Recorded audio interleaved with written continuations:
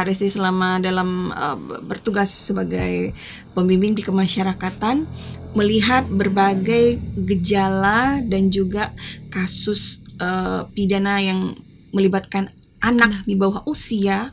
18 Nah, tahun. dengan background Kak Resti sebagai latar belakang pendidikannya psikologi, kalau kita tarik ke belakang, sebetulnya apa sih orang tua penyebab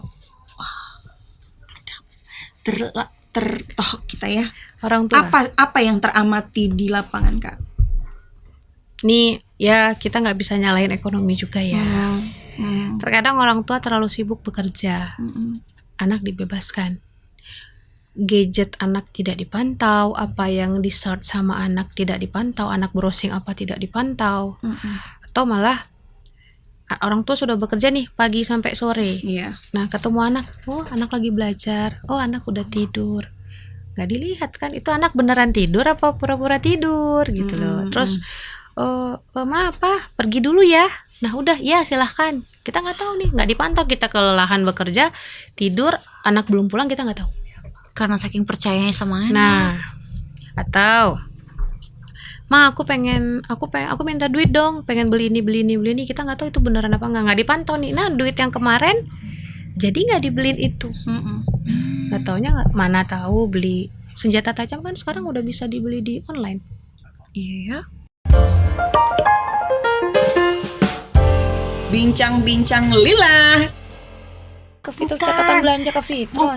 Ini yang ini. Oh iya, itu apa? Nih, ada sepasang anak-anak usia di bawah 17 tahun melakukan hubungan suami istri. Suka sama suka. Ya Allah. Ini lagi narkoba, subhanallah. Kalau suka sama suka kenapa nggak dinikahin aja? Dia belum cukup usia, Cila. Itu makanya aku bilang, kamu sekarang ini juga lagi marak kasus pemerkosaan, kasus-kasus pidana pada anak. Kamu kalau pulang sekolah langsung pulang ya. Jangan Iya. kemana-mana. Aku paling mampir dulu ke Lila Mart gitu loh. Aku jajan dulu. Promo. Nah, kira-kira ini ini yang harus diketahui oleh anak-anak seusia kamu nih. Kenapa ini bisa terjadi? Terus juga gimana caranya kita supaya tidak sampai terjadi hal-hal ini pada kamu dan teman-teman di SD Lila. Iya. Terus nanti kalau misalnya ada yang melakukan tindakan kayak melanggar hukum, itu nanti Pastinya dipenjara tentu ya? akan ditindak secara hukum. Nah, Ini nanti perlu ada juga kita perlu melakukan konseling sama pihak dari Bapas. Sudah ada bersama kita Oh iya, kakak cantik. Kak Anissa Risti. Oh iya. Panggilannya Kak Anissa ya? Risti aja. Enggak mau Kak. dipanggil. Panggilannya Kak Risti. Aduh. Jadi kakak ini dari Bapak.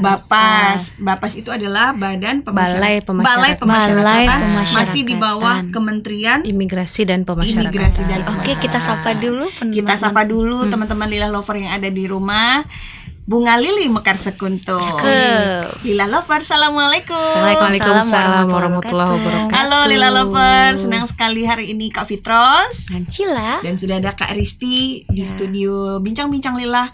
Dan kali ini kita akan mencoba menggali dan memberikan informasi, edukasi kepada Lila Lover di rumah terkait dengan maraknya kasus-kasus anak yang betul-betul perlu sekali kita cermati, konsentrasi dan butuh sinergi lintas, baik nggak hanya orang tua, nggak hanya sekolah, dan tentu seluruh elemen masyarakat juga ya, Kak. Nah, ini tadi kita banyak banget nih baca berita-berita, ada yang pemerkosaan, tapi jeleknya lagi anak di bawah usia ada yang sudah melakukan hubungan suami istri, suka sama suka, dimana pada saat itu di usia itu kayaknya kita masih sibuk main kelereng, main gundu. Cila dulu kenal nggak main kelereng, main tahu gundu? lah.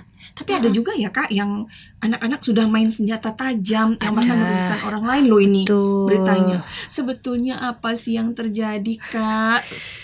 Dan juga Kak Risti ini cocok banget ya karena backgroundnya adalah sebagai psikologi bukan psikolog. Belum psikolog. Belum. Segera hendaknya. Nah, sebetulnya selama melaksanakan tugas di Balai Pemasyarakatan, Kak Risti melihat kamu mau nanya dulu. Iya, tadi kan kakak sebutnya Bapas, Badan Balai Pemasyarakatan. Balai Pemasyarakatan. Iya, Terus ada juga yang bilang lapas, bapas, itu beda apa? Itu sama-sama penjara kan Kak? Beda banget ya. Beda. Ya. Boleh dibagi nggak? Itu apa? Bapas itu apa? Lapas saya bingung nih. Ini mau saya pangku atau gimana ini? Ini grogi sekali ya. Maaf. Gini. Lapas, kemudian banyak. Gimana Kak? Jadi sebenarnya nih kita runut dulu deh. Nah kalau Bapas itu dulunya di bawah Kementerian Hukum dan HAM.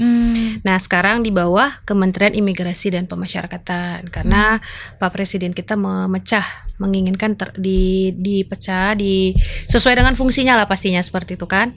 Nah kalau Bapas itu, kalau saya juga awalnya jujur saja, saya ketika melamar di Kementerian Hukum dan HAM dulunya saya nggak tahu itu Bapas apa. Tidak tahu itu PK apa, pembimbing kemasyarakatan itu apa. Saya taunya ada formasi psikologi saja. Saya daftar. Yang penting kerja, ada rezekinya udah. Semua kan nanti tinggal disesuaikan, dipelajari. Betul. Terus habis itu tahu ternyata ada Bapas. Bapas apa? Nah mungkin orang kayak kakak tadi bilangnya badan gitu ya. Bukan, itu balai pemasyarakatan. Jadi simpelnya saja, kalau lapas itu narapidananya di dalam, orangnya di dalam. Yang orang yang bermasalah dengan hukumnya di dalam. Kita kalau dulu nyebutnya,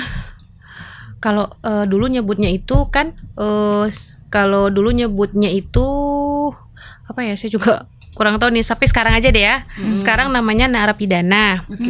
Kalau nanti di Bapas itu kita nyebutnya klien. Nah karena kita membimbing. Kalau di lapas dibina. Jadi berarti orang yang dari lapas kemudian baru akan berurusan, atau setelah dari lapas baru ke Bapas gitu. Itu untuk dewasa. Urutannya gimana dulu Kak? Kalau kita kan sekarang fokus ke anak dulu ya. Nah kalau ke anak, masuklah permintaan dari penyidik yaitu kepolisian ke Bapas. Nah mereka kan sudah melakukan BAP, pemeriksaan semuanya. Nah ditetapkanlah si anak menjadi tersangka. Nah kalau kita nyebutnya anak ini bukan tersangka, tapi ABH, anak berkonflik dengan hukum. Nah, anak berkonflik dengan hukum, anak berhadapan dengan hukum tadi. Nah, kalau yang anak pelaku ketemunya sama kami PK Bapas. Jadi ini Bapas ini berhubungan masih dengan anak-anak yang melanggar aturan. Betul. Bukan orang dewasa. Dewasa kita ketemunya sampai saat ini ketemunya kalau beliau sudah di dalam lapas atau rutan. Nanti kalau dia sudah 2/3 dari masa pidana, akan 2/3 masa pidana, barulah lapas rutannya bersurat ke Bapas melakukan pengambilan data, litmas namanya, penelitian kemasyarakatan. Kita ambil data ke dia, ke keluarganya, ke penjamin. Karena harus ada yang jamin dong, karena kan dia pulangnya belum tepat waktu, belum sesuai waktunya gitu ya. Terus ke masyarakatnya, baru nanti dia wajib lapor ke Bapas. Itulah kita sebutnya klien tadi. Nah kalau anak kita sebutnya klien anak. Nah klien anak kita balik lagi ya Kak ya ke anak tadi. Masuklah permintaan dari penyidik ke Bapas. Nanti dilihat nih perkaranya apa. Perkaranya itu apakah kita proses persidangan atau diversi. Nah diversi adalah proses peradilan anak, proses anak di luar peradilan. Maksudnya jadi nggak sampai Kak? Sidang. Kita usahakan tidak sampai sidang. Karena kalau anak sudah di sidang, namanya anak persakitan, di depan hakim pasti ada traumatik tersendiri bagi anak. Nah itulah kita usahakan diversi. Tapi diversi ada syaratnya. Nanti deh aku infoin deh gimana prosedurnya seperti apa. Nah nanti di penyidik masuk ke kita, nanti petugas pejabat terkait nunjuk kira-kira siapa ya PK-nya yang cocok untuk anak ini. Nah nanti ditunjuk, nanti si PK-nya ketemulah sama penyidik dan anak. Diambil datanya, diambil data orang tuanya. Nah kalau tidak ada orang tuanya, walinya itu harus keluarganya, misalnya tantenya, omnya, kakeknya. Nanti kalau udah selesai, nanti apa nih rekomendasinya? Nah rekomendasi itu yang jadi pertimbangan hakim dalam memutus anak nanti vonisnya apa. Nah kita berpegang kepada Undang-Undang Perlindungan Anak 11-12 nomor 11 tahun 2012. Nah nanti itu kategori anak-anak di dalam SPPA tadi. Iya itu umurnya umur berapa maksimalnya Kak? 17 tahun 11 bulan 3 30 hari, belum 18 tahun pokoknya. Di bawah 18 tahun kurang 1 hari, itu tergolong anak. Nah, hitungannya bukan ketika dia tertangkap, tapi ketika dia melakukan. Nah, ketika dia melanggar aturan itu kita ya, baru dicek umurnya gitu. Ya, misalnya nih ketangkepnya bulan Desember. Ternyata dia melakukan di bulan Maret. Nah, di bulan November dia usianya udah 18 tahun. Nah, yang terhitung itu usianya melakukan. Khusus anak seperti itu kalau di kita, di negara kita khusus anak seperti itu. Terus bagaimana nanti untuk ini sanksi hukumnya ketika dia melakukan tuh baru terusutnya di usia udah 18-an. Transisi kan? Iya. Terhitung anak sampai dia berusia 21 tahun. 21 tahun. Nah, sampai dia berusia 21 tahun, perlakuan dia anak. Tapi kalau seandainya tindakan pidana yang dilakukannya sudah jauh seperti tahap pembunuhan misalnya Kak, di saat dia melakukan itu usianya mungkin di bawah 18, kemudian ketika dijatuh vonis dia sudah 18. Nah, ketika satu waktu dia dikembalikan kepada masyarakat, ini tentu akan menjadi stigma karena dia dianggap masyarakat tentu belum bisa memilah-milah di mana anak, mana yang sudah masuk ke kategori dewasa gitu loh Mbak. Itu Kak Risti. Nah, ini gimana dari pandangan sudut hukum untuk peradilan anak? Ya tetap diperlakukan anak. Misal nih, mohon maaf nih, kejadian dia melakukan pembunuhan di usia 16 tahun. Tertangkapnya di umur 19 tahun. Berarti kan belum 21 umurnya. Betul. Perlakuannya tetap anak. Undang-undang yang ditetapkan tetap anak, maksimal pidananya tetap maksimal pidana anak, tidak boleh penjara seumur hidup dan tidak boleh hukuman mati maksimal 10 tahun kalau untuk anak. Kalau Kakak pernah dengar berita, kalau nggak salah saya tuh di daerah Jawa apa di daerah, pokoknya bukan daerah Sumatera, pokoknya Jawa apa Kalimantan apa Sulawesi gitu ya, dia umur 17 tahun melakukan pembunuhan berencana. Nah, kalau dewasa kan pembunuhan berencana itu kalau tidak salah itu hukuman penjara seumur hidup atau hukuman mati ya. Nah, kalau dia maksimal 10 tahun, tidak boleh lebih dari itu. Karena di undang-undang emang diatur itu. Dilemanya itu. Betul. Dilemanya kita ya itu tadi. Mau divonis sesuai dengan undang-undang, gini, hakim juga dilema jadinya. Mau pidana hukuman seumur hidup terikat oleh undang-undang. Tapi masyarakat tidak semua tahu tentang SPPA. Iya, betul. Itu tadi. Di masyarakat mungkin boleh jadi yang dikategorikan anak SMP gitu ya.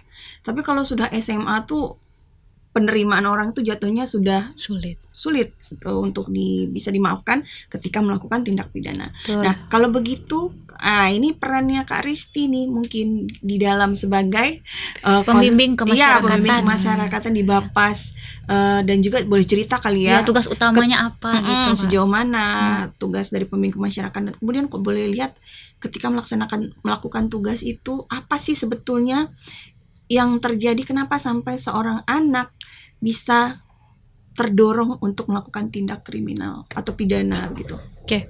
Jadi gini Kak, peran Bapas khususnya pembimbing kemasyarakatan untuk anak, ia memastikan hak-hak anak itu dapat semuanya.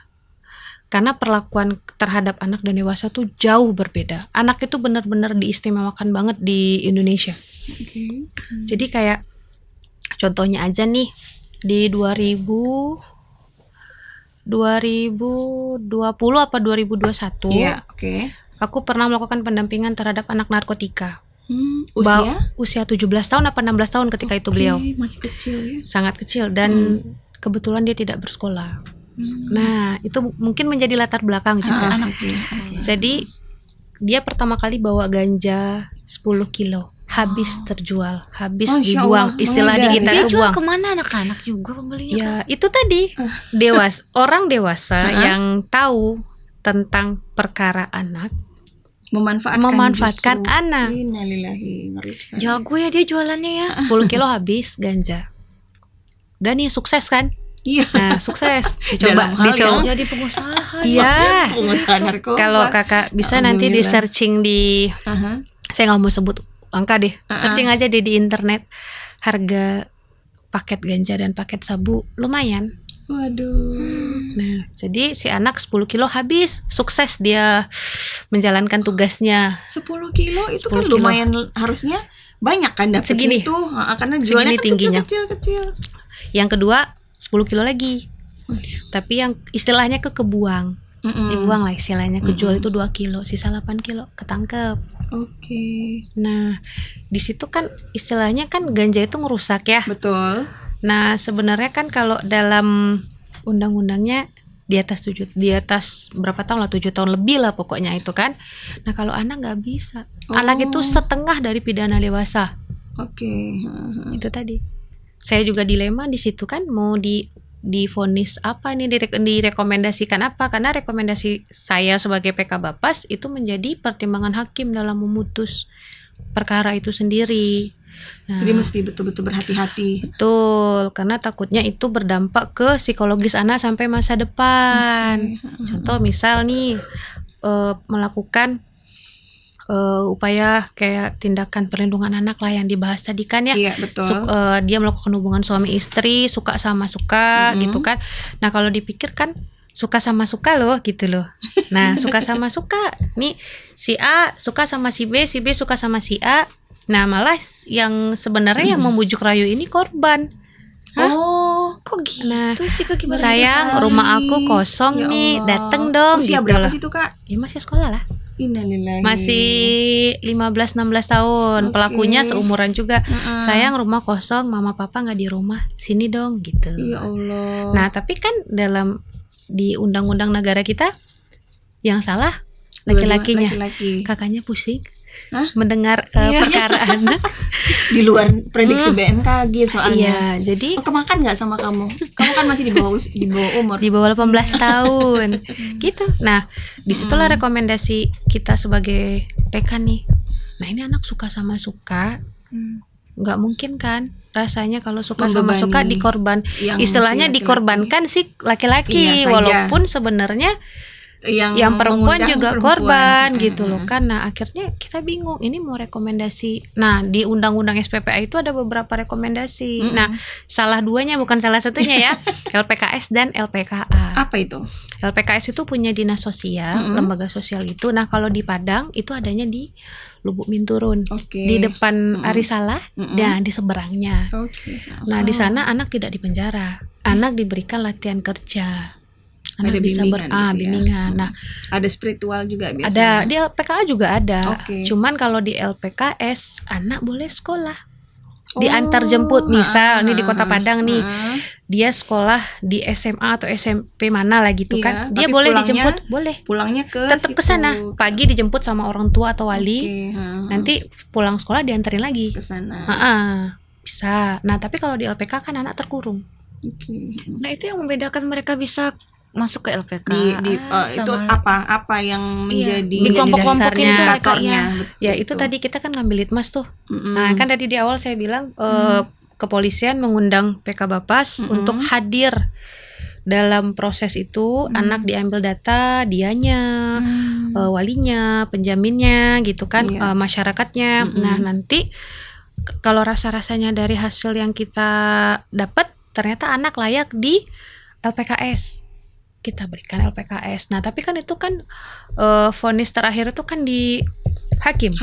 Karena hakimlah yang mengumpulkan fakta-fakta persidangan itu nanti. Memang kalau perkara anak lebih menguras emosi, apalagi kita yang perempuan mungkin daripada yang dewasa. Karena yang dewasa kan untuk saat ini belum didampingi oleh PK Bapas, tapi kemungkinan besar di 2026 akan didampingi oleh PK Bapas. Kak, di antara banyaknya kasus-kasus anak itu, kasus seperti apa sih Kak yang paling banyak sering dilakukan oleh anak-anak? Kalau untuk Kota Padang aja, skop aja ya. Skop boleh. Kota Padang itu perlindungan anak sama tawuran. Pencurian beberapa lah. Pencurian ada tapi beberapa. Ya, ini tawuran lagi. Berarti kalau gitu perlindungan pemerkosaan, terus hubungan suka sama suka itu udah banyak di Kota Padang angkanya. Lumayan. Innalillahi. Itu cuman nggak ke up aja. Nggak ke up. Karena sebenarnya, nah kalau kita ngomongin Padang segitu. Nah, kalau Bapas Padang kan wilayahnya besar, lebih banyak lagi. Pencurian ada, tawuran ada, Yang paling narkoba berat ada. apa itu Kak? Kalau sejauh ini PK Bapas paling ya perlindungan anak sama narkotika biasanya, sama pencurian lah. 4 kasus itulah yang best seller kayaknya. Tapi kalau kita boleh jalan-jalan lihat ke daerah lain ya Kak, yang aku lihat di media sosial ada anak yang bunuh orang tuanya itu masih di bawah umur juga, itu gimana Kak penindakannya Kak? Yang kemarin kan? Iya, dibunuh. Nah, aku nggak terlalu mantau, tapi ada isu-isunya kan ayahnya. Tapi itu kita nggak bisa karena kalau kita lihat secara hukum, sudut hukum, kalau seandainya nih di kasus-kasus lain yang betul-betul memang si anak yang melakukan, nah itu gimana penanganannya tuh Kak? Lihat usianya. Ya kalau usianya di bawah umur, di bawah umur tuh kan 18 tahun ke bawah kalau anak. Ada klasifikasi lagi. Kalau dia 12 tahun ya dikembalikan ke orang tuanya. Kalau 14 tahun ke bawah bisa dikembalikan. 14 tahun ke atas. 14 tahun ke bawah. Jadi pengelompokan anak ada 3. 12 tahun ke bawah, 14 tahun ke bawah, 18 ke bawah. Ini setahu saya saja ya, yang bukan ranah hukum, yang bukan background hukum. 12 tahun ke bawah anak tidak bisa diapa-apain. Ya, terus dia dikembalikan ke orang tua, itulah hasil terakhir. Jadi kita tuh dilemanya tuh, nih nanti kalau kita dapat perlindungan anak udah kayak gini, ya merekomendasikannya kan lumayan berisiko juga gitu ya Kak ya? Iya. Apalagi kayak seperti kasus pembunuhan itu kan harus diwaspadai juga. Maksudnya nggak diapain dulu Kak, misalnya ada efek jerah gitu ya, rehabilitasi atau apa sih Kak gitu? Kita terkukung undang-undang. Yang tapi pengadilan itu dia punya perma sendiri. Perma itu apa Kak? Peraturan Mahkamah Agung. Tapi yang pernah aku yang pernah aku jalani, biasanya anak 12 tahun yang nggak bisa diapa-apain. Terus kalau yang 14 tahun bisa apa yang dilakukan Kak? Pelatihan sosial kayak bersihin masjid, ya sosial lah, tindakan itu wilayahnya sosial. Kakak? PK. Kan kita merekomendasikan, nanti hakim lah yang memutuskan. Nah tapi biasanya kebanyakan yang kami hadapi itu alhamdulillahnya 14 tahun ke atas, di bawah 18 tahun. Jadi ya rekomendasi kita bisa pelayanan masyarakat, bisa LPKA, bisa LPKS, tergantung dengan tindak pidana dan hasil dari data yang kita dapatkan. Selama berapa lama mereka lakukan itu Kak? Ada nanti vonisnya. Jadi Bapas hanya merekomendasikan tanpa menyebutkan waktu. Nah waktu itu divonis oleh hakim nanti di persidangan, dan sidang anak itu nggak bisa 1 kali, bisa 3, bisa 4. Nah, panjang juga ya. Kalau selama melaksanakan tugas sebagai pembimbing kemasyarakatan nih Kak Risti, apa sih boleh cerita nggak kasus terberat yang agak susah dalam penanganannya, kemudian apa sih pendekatan yang dilakukan lagi, karena seperti kasus-kasus pembunuhan segala macam itu kan nggak mungkin sembarangan ya, Betul. Di satu sisi anak diperlakukan sangat istimewa. Betul. Gitu kan. Nah boleh dong cerita ke kita gimana, dan mungkin kalau ada selaku yang berwenang di lapangan, adakah masukan-masukan kepada pemerintah barangkali ya? Dilemanya itu baru aja kemarin. Kasus yang beratnya gitu apa? Bagi saya tuh semua kasus anak itu berat. Kalau bagi aku semua kasus anak itu berat. Karena seharusnya anak-anak tidak sampai pada betul ranah hukum ya. Kalau bisa ya kita selesaikan aja. Cuman yang salah satu yang berat itu yang tadi Kakak bilang kasus di Mentawai kan. Alhamdulillah kebetulan PK-nya saya, petugasnya saya. Nah dari BAP kepolisian, kalau jadi tuh anak tidak dijadikan tersangka, tapi anak nggak ngaku kalau dia yang melakukan, korban hamil. Nah gitulah. Jadi gimana tuh penyelesaiannya jadinya? Jadi permintaan itu dari salah satu tadi kan, di salah satu wilayah kerja Bapas Padang. Iya. Masuk permintaan tapi anak nggak boleh di ini. Anak kan tidak boleh diekspos. Wajah anak tidak boleh diekspos. Ini kesalahan juga sih sama saya sebenarnya. Lokasi sebenarnya nggak boleh sebut. Iya. Tapi kan ada banyak kasus. Ya. Jadi anak tidak mengakui kalau dia bersalah. Korban hamil. Jadi apa rekomendasi setelah itu? Nah, korban hamil nih udah jelas gitu ya. Nah, di situ awalnya saya mau merekomendasikan anak LPKS karena anak masih sekolah. Oke. Tapi kasus masih berjalan. Kasus masih berjalan. Jadi saya nggak tahu nih apakah masih bisa berkembang gitu ya. Vonis dari hakim kita nggak tahu. Karena saya belum ketemu sama anak. Saya waktu itu video call aja. Karena jarak yang kondisi yang seperti ini sekarang. Nanti kita ketemu sama jaksa dan anak. Mungkin tahun depan. Oke. Masih berjalan lah. Kalau yang sudah pernah saya tangani itu kasus perlindungan anak di 2024. Itu kasus apa, Kak? Suka sama suka mungkin sebenarnya ya. Wah, yang itu hamil. Nah, jadi herannya kita tuh jadi bingung kalau dibilang dia ngomongnya dia dipaksa. Si korban ngomongnya dipaksa. Tapi kalau yang kami amati, kami lakukan pengambilan data, kayaknya ada kemauan si korban juga, karena nih ibaratnya ada ketertarikan. Dia pacaran sama si A, putus sama si A, pacaran sama si B, putus sama si B, pacaran sama si C. Padahal dia tahu mereka yang A, B, C itu berteman. Oh ya Allah. Teman main. Makanya berat juga ya kalau suka sama suka ujung-ujungnya hamil ya. Emang hamil. Jadi bahaya juga, jangan suka sama suka terus. Pokoknya jangan suka sama suka sebelum waktunya gitu. Kalau enggak nanti jadi hamil. Ya, tapi kan anak tidak bisa bukan tidak bisa ya. Untuk era digital saat ini berbeda dengan era kita dahulu. Teman Cila banyak di sekolah suka sama suka. Sukanya sama apa? Suka-suka sama suka. Gebetan-gebetan kita crush gitu loh. Selama masih dalam pengawasan ya. Jangan ya teman-teman. Kalau misalnya gini, Kak Risti selama dalam bertugas sebagai pembimbing di kemasyarakatan, melihat berbagai gejala dan juga kasus pidana yang melibatkan anak di bawah usia. Nah, tahun. Dengan background Kak Risti sebagai latar belakang pendidikannya psikologi, kalau kita tarik ke belakang, sebetulnya apa sih orang tuh penyebab tertohok kita ya? Orang tua. Apa yang teramati di lapangan, Kak? Nih ya, kita nggak bisa nyalain ekonomi juga ya. Terkadang orang tua terlalu sibuk bekerja, anak dibebaskan. Gadget anak tidak dipantau, apa yang di search sama anak tidak dipantau, anak browsing apa tidak dipantau, atau malah orang tua sudah bekerja nih pagi sampai sore. Nah, ketemu anak, anak lagi belajar, anak udah tidur, nggak dilihat kan itu anak beneran tidur apa pura-pura tidur gitu loh. Terus maaf pergi dulu ya. Nah udah ya silahkan, kita nggak tahu nih, nggak dipantau, kita kelelahan bekerja, tidur, anak belum pulang, kita nggak tahu. Karena saking percayanya sama anak. Nah, atau aku minta duit dong, pengen beli ini, kita nggak tahu itu beneran apa nggak dipantau nih. Nah, duit yang kemarin jadi nggak dibeliin itu. Nggak taunya mana tahu beli senjata tajam kan sekarang udah bisa dibeli di online. Iya. Saya pun baru tahu. Oh ya Allah. Boleh kakak di marketplace atau mungkin di keranjang oranye atau keranjang hitam atau keranjang pink gitu, hijau itu ada, searching aja.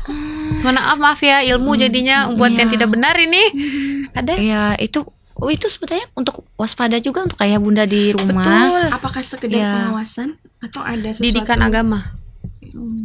Itu kan bener kata guru-guru Cila, utamakan dulu adab dulu baru berilmu. Adab dulu. Ini juga ada kasus lagi kan yang merakit bom itu.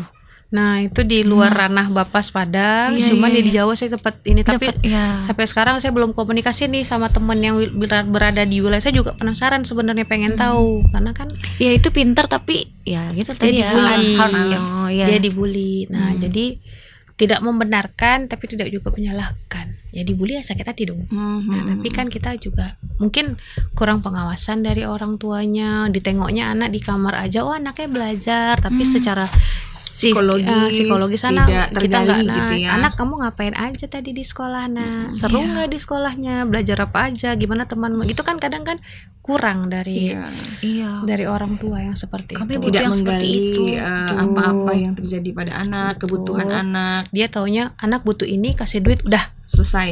Enggak. Ada yang saya pernah temui, anak saya baik kok, Bu.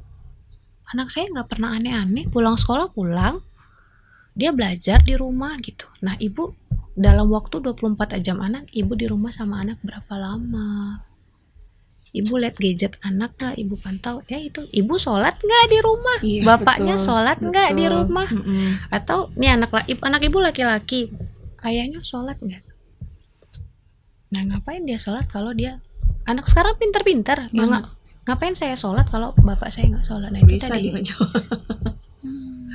Agama tadi penting, pendidikan juga penting, ekonomi juga. Mungkin orang tua sibuk bekerja memenuhi kebutuhan ekonomi, karena mohon maaf kebanyakan kalau di kita gali memang ekonominya tuh menengah dan menengah ke bawah seperti itu. Kak, sebenarnya kalau menurut kakak nih, sistem peradilan di Indonesia ini sudah ideal atau belum sih Kak kalau untuk khusus anak-anak? Untuk sekarang ya, kalau kita mau pakai Undang-Undang SPPA nomor 11 tahun 2012 yang sudah berjalan 13 tahun. Habis nih Desember kan ini. Saya merasa sekarang kurang ideal. Masih belum ya Kak ya? Kalau dulu ideal, kalau menurut saya sekarang kurang ideal. Kenapa Kak? Ada perubahan ya. Sebaiknya usia anak dalam undang-undang dikurangi lagi. Dikurangi jadi maksudnya jadi kayak berapa 15 Kak? Ya 15 gitu. 16 kalau dalam undang. Nah, benar kan ternyata apa yang dirasakan oleh masyarakat ketika seseorang berusia di atas 17 melakukan tindak pidana yang sampai menghilangkan nyawa orang lain, itu jatuhnya udah nggak anak-anak lagi kan. Dan ketika dia dilepas ke masyarakat juga akan timbul sebuah masalah baru, dia akan menjadi dihindari. Iya kan? Itu stigma masyarakat tadi. Jadi kalau saya pribadi ya, kami kan PK Bapas kan masih tergolong APH juga, masih termasuk dalam APH. APH itu aparat penegak hukum juga. Kan aparat penegak hukum di Indonesia itu ada kepolisian, ada kejaksaan, jaksa, Betul. ada hakim, ada pengacara, ada pekerja sosial profesional dari Dinas Pendidikan dan PK Bapas sendiri. Nah, itu kan ada tuh. Nah, berarti PK Bapas masuk ke dalam APH. Betul. Ada pengacara juga. Berarti pengacara bisa bersuara dong Kak. Harusnya bisa. Cuman kan terkadang dengan untuk yang terjadi sekarang betul. Gitu. Cuman kan semua butuh proses. Dalam kita ajukan pengajuan kan nanti kan DPR yang akan memutuskan seperti apa. Dalam undang-undang. Karena sebenarnya kalau mau Kakak baca itu Undang-Undang 11 2012 itu luar biasa sekali kalau kita mau lihat. Oh, anak di sana masih 18 tahun ke bawah itu anak. Nah, dinamikanya kenyataannya sekarang anak 17 tahun ke bawah, 18 tahun ke bawah, mau kita sebut anak aja udah rasanya susah gitu kan. Susah. Nah, jadi kayak ya itulah dilemanya kami. Udah ada gitu. upaya ke arah situ dari APH sendiri Kak? Sempat kami diskusikan, cuman gak tahu nih nyampe apa belum ke sananya. Karena kan yang mau digodok juga undang-undang banyak. Selain memang karena gini, sebuah kejahatan atau tindak pidana kalau tidak diberikan sanksi yang membuat efek jera, dikhawatirkan justru akan menjadi virus. Betul nggak? Nah, ini contohnya itu apa dong tantangan terbesarnya? Kayak banyak nih kalau seperti ini peradilan anak di Indonesia, berarti kedepannya harusnya ada perubahan. Iya. Dan kayak kakak bilang tadi virus ya. Tawuran di Kota Padang kan udah virus kan? Oh iya benar. Belum lagi balap liar, ya kan? Itu tadi lah. Balap liar tadi berujungnya tawuran lagi juga kan? Betul.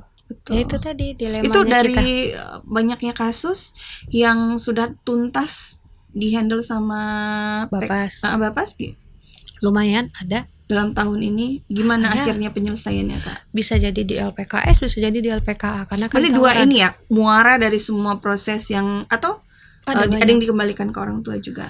Tergantung perkaranya. Kalau rasanya nih tawurannya kayak masih tawuran tidak melukai ya, tidak melukai atau tidak ada korban, mungkin akan kita kembalikan ke orang tua. Tapi karena tawuran itu sebenarnya ada pasal-pasal yang kita bisa tidak disidangkan. Seperti apa? Kalau perkaranya di bawah 7 tahun, pidananya itu di bawah 7 tahun. Tapi kalau pidana kita hitungnya dewasa. Oke. Nah, di bawah 7 tahun, kita dipidana dewasanya di bawah 7 tahun dan dia bukan pengulangan. Baru pidana pertama kali dia lakukan dan bukan pengulangan, kita wajib mendiversikan. Diversity di tiap tingkatan. Diversity proses di luar peradilan. Jadi ibaratnya itu anak tidak disidang kalau diversinya berhasil. Kalau di tiap gagal, tingkatan. Kalau gagal di kepolisian, kita diversi di kejaksaan. Kalau gagal di kejaksaan, kita diversi di pengadilan. Gagal di pengadilan, kita sidang. Oke. Nah, kita kan berharapnya di tingkat kepolisian berhasil ya. Nah, itu bisa kemungkinan besar anak dikembalikan ke orang tua atau pelayanan masyarakat. Nah, itu tadi. Berarti ada tahapan juga diversi ya untuk kasus-kasus tertentu. Nah, bagaimana kalau misalnya nih Kak, ada kasus pidana yang tersangka atau pelakunya itu sebutnya apa, klien anaknya tadi, ABH, melakukan tindakan menghilangkan nyawa orang lain tapi usia yang belum disarankan atau tidak direkomendasikan untuk diberi sanksi. Itu usia berapa? Kemudian kan ada tadi katanya yang dikembalikan ke orang tua. Nah, masa dibiarkan, ini kan sudah menimbulkan sebuah kekhawatiran kalau dia kembali ke masyarakat. Nah, kemudian ketika dikembalikan kepada orang tua, ada tindakan khusus atau aturan yang diberlakukan kepada orang tua nggak Kak? Kalau untuk Sumatera Barat sendiri, alhamdulillah belum ada perkara seperti itu. Usia berapa tuh biasanya yang kalau kita lihat dari kasus-kasus yang ada di nasional, anak yang menghilangkan nyawa orang lain tapi dikembalikan kepada orang tua, usia berapa? Kalau anak di bawah 12 tahun harus dikembalikan ke orang tua. 12 tahun. Kalau 14 tahun ke bawah ada tindakan. Kalau 18 tahun ke atas, di sebelum 18 tahun tapi di atas 14 tahun, setidaknya paling berat itu adalah pidana penjara tadi. Pidana penjara itu rekomendasi terakhir, pilihan terakhir, karena ketika anak kita masukkan ke dalam penjara LPKA ya, kalau anak namanya Lembaga Pembinaan Khusus Anak. Kalau di Sumatera Barat adanya di Tanjung Pati. 50 kota. Ya, betul. Nah, di sana kan perkaranya nggak cuma yang sama dengan dia aja. Iya. Nah, itu yang kita takutkan, kalau anak tidak dibentengi nanti dia sekolah lagi. Kak, pernah nggak sih, kan ini ada nih kasus yang dikembalikan lagi, katanya kembalikan ke orang tua. Berarti kan belum ada efek jerah kan ya? Pernah nggak anak-anak, beberapa anak-anak yang dikembalikan lagi ke orang tua itu ternyata beberapa tahun kemudian dia muncul lagi dengan kasus yang baru? Ada terjadi pengulangan nggak? Karena nggak kan beberapa tahun, ya, kan, beberapa bulan ada. Ada, Kak. Ada. Itu gimana dong? Baru bulan lalu. Apa yang 2023 pengancaman menggunakan senjata tajam ke temannya. Beberapa tahun benar. Tapi kita nggak tahu nih yang terjadi kita nggak tahu nih beberapa, cuman di 2025 ketangkep lagi dengan perkara yang sama. Terus dikembalikan lagi ke orang tua? Tidak. Itu diproses, baru diproses. Gitu. Karena kan berarti dia istilahnya di kita sudah residivis. Iya benar. Anak juga ada residivis. Jadi perkara pertama di 2023 itu dia akot, anak dikembalikan ke orang tua. Itu akot istilahnya. Akot. Vonis hakimnya seperti itu. Nah, di 2025 melakukan lagi dengan perkara yang sama. Nah, kita sebagai PK dan kita sebagai jaksa penuntut umum, sebagai hakim, nggak mungkin dong kita kembalikan lagi anak ke orang tua. Berarti kan tidak ada jerah sama sekali. Dan track recordnya ketika dia sudah dikembalikan ke orang tua, anak mengonsumsi narkotika dan beruntungnya dia tidak tertangkap. Anak tuh licin. Nah, setelah itu kita melihat hal ini, nggak mungkin lah rasanya kita merekomendasikan, kita dari Bapas pun nggak mungkin kan kita merekomendasikan anak kembali ke orang tua atau pelayanan masyarakat, rasanya kayak megang bola panas kita jadinya. Iya, betul. Nah, nggak baik juga jadinya. Akhirnya kita dari Bapas merekomendasikan anak untuk di pidana penjara saja. Nah, tapi kita tidak sebutkan waktu karena itu haknya dari hakim. Hakim. Nah, dan jaksa pun selaras dengan kita, mereka menuntut dengan pidana penjara, hakim pidana penjara juga 4 bulan. Alhamdulillah nggak lama, cuman setidaknya kan ada efek jerah juga untuk anak, dan orang tua ternyata sudah angkat tangan dalam menangani anak. Nah itu juga menjadi pertimbangan kami untuk merekomendasikan anak ke LPKA tadi, karena orang tuanya udah angkat tangan. Jadi memang ada ya pengulangan itu terjadi ketika dikembalikan ke orang tua, terus belum ada efek jerah dia melakukan kembali. Nah itu sampai berapa kali pengulangan Kak? Kan emang kalau ada anak-anak yang udah bandel banget ya gitu, sampai dia berulang kali berapa dia mau. Terkadang anak sudah ada di yang LPKS berapa kali ya Kak paling sering Kak? Ada 2 atau 3 kali ada. Aduh. Terkadang kita rekomendasikan LPKS nih, nanti dia ngulang lagi, udah di LPK kita rekomendasikan lagi nih LPKS misalnya kan, karena kita kan karena sayang sama anak, kita tidak mau rekomendasikan ke LPKA, ngulang lagi. Ya kita udah capek dong gitu istilahnya. Mending pelajaran yang diulang-ulang, kenapa sih? Kayak Cila nih kan? Ya itu pelajaran juga lah buat dia kan. aku ngulang juga sih, aku ngulang-ngulang tapi Nah, itu tadi. itu sih gimana? Nah, susah. jadi kalau kita lihat dari perjalanan tugas mulia Kak Risti nih ya, membersamai anak-anak kita yang khusus ini, klien-klien khusus kita ini, sebetulnya kan mereka tuh sebetulnya adalah calon-calon generasi emas seharusnya. Tetapi ternyata entah apa penyebab akhirnya tercebur di ranah hukum, ya kan, dan pada akhirnya harus mendapatkan rekomendasi-rekomendasi yang tidak diinginkan oleh orang tua dan oleh siapapun. Nah, boleh nggak kasih statement atau himbauan kepada beberapa pihak, orang tua, ya kan, guru dan juga masyarakat, karena semua elemen ini perlu. Kadang-kadang juga dorongan ini tidak hanya muncul di keluarga, tapi justru juga ada dari luar, dari lingkungan. Semuanya gitu. ada keterkaitannya. Betul. Karena ibaratnya kita pernah berada di usia mereka. Iya, betul. Ketika di usia lagi ranum-ranumnya ya, kita pasti pengen pengakuan dari lingkungan, validasi. Oh, ini aku, ini saya gitu loh. Nah, pasti pengen seperti itu kan. Nah, terkadang mungkin orang tuanya arif dengan hal itu. Oh, anaknya sepertinya butuh pendampingan. Mungkin ada yang seperti itu. Cuman ada, mohon maaf nih, mungkin orang tuanya sibuk, kita nggak tahu kan. Nah, itu sih tadi tuntutan kehidupan ya. Betul, karena sama-sama kita tahu lah ekonomi saat ini seperti itu gitu kan, ada seperti itu. Jadi pesan saya, orang tua sesibuk apapun, tolong dampingi anaknya, tolong tanya anaknya. Tanya bukan sekedar oh kamu sudah makan, kamu sudah apa yang terjadi, atau misalnya kamu sudah makan, kamu butuh apa enggak. Nak, kamu tadi di sekolah apa kejadian di sekolah, apa peristiwa yang terjadi di sekolah, itu yang kita tanya. Perasaannya lah. Tanya perasaannya dulu, jangan cuma ya ada apa sih tidak. Kamu dari pagi belajar sampai sore ngapain aja gitu loh. Jangan tanya oh tadi di sekolah kamu belajar apa. Jangan dulu tanya, nak gimana sekolahnya hari ini, menyenangkan atau tidak? Kamu udah PR atau tidak? Udah kerjaan belum? Jangan itu dulu. Atau tadi kamu calon-calon jadi ibu tiri kamu. Atau misalnya pulang sekolah, Cila udah kerjaan PR belum? Jadi udah PR udah kerjaan curhat lu bundanya Cila. Jangan nanti sampai wali kelas itu bunda ya. Jangan itu validasi dulu, perasaan dia dulu kayak untuk memenuhi tangki cinta ya kayak. Karena jangan sampai anak mencari tangki cinta di luar sana, sementara dia harus sebenarnya tangki cintanya dipenuhi dulu sama orang tuanya.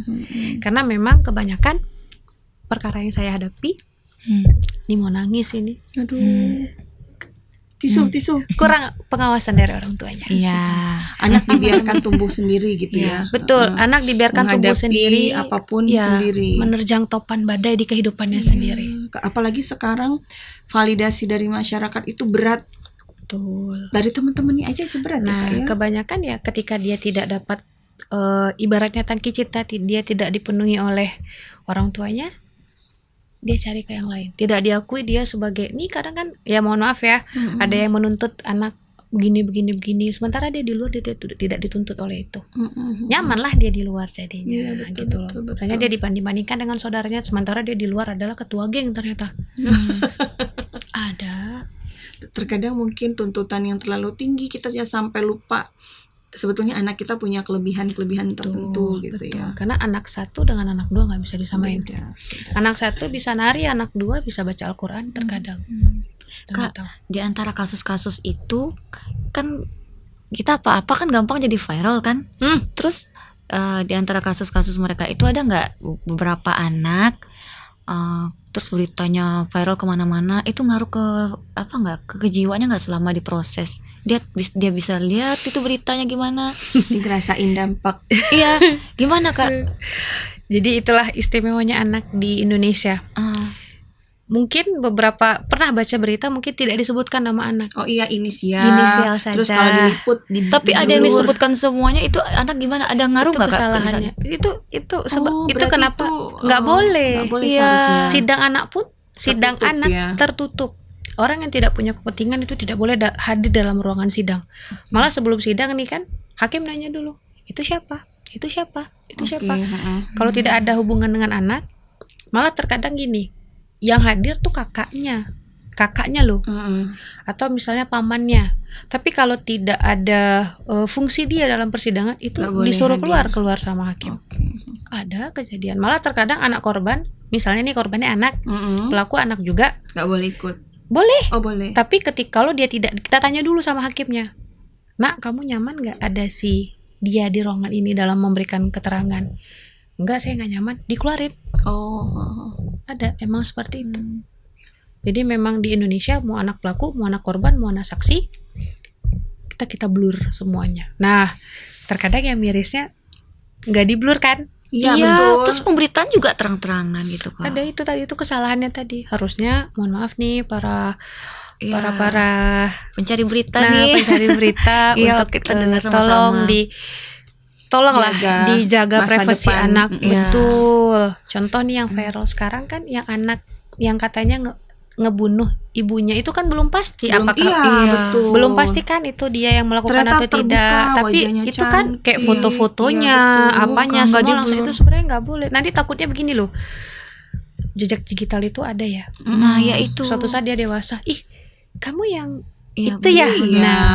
Dan gitu. juga mungkin nanti Nggak boleh. kalau seandainya dia bebas, ternyata memang tidak bersalah. Betul. Ketika dia kembali bersekolah, tidak semua orang yang baik hati. Betul. Ada yang memanfaatkan untuk menyakiti dia, dan itu kan akan menghambat masa depan. Nah, itu tadi. Makanya saya mohon untuk para pencari berita, tolong anak di apapun itu, tolong dirahasiakan. Kita aja nih, mohon maaf nih, saya sidang, saya tahap 2 di kejaksaan, saya ngambil data penyidikan, kan kita ada IG juga tuh, ada Instagram juga, media sosial kita Bapas, itu anak kita blur. Itu anak kita blur, malah terkadang nih ya, kita fotonya tuh dari belakang.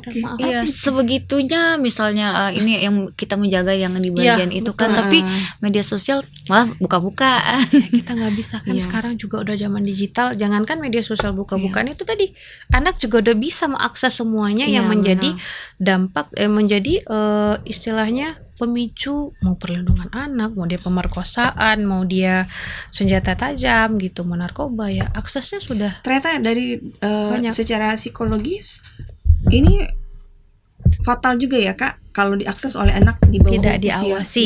tidak diawasi. Ada manfaatnya, ada tidaknya, karena sesuatu yang berlebihan kan memang tidak baik. Nah, itu tadi, kita sebagai orang tua awasilah anak.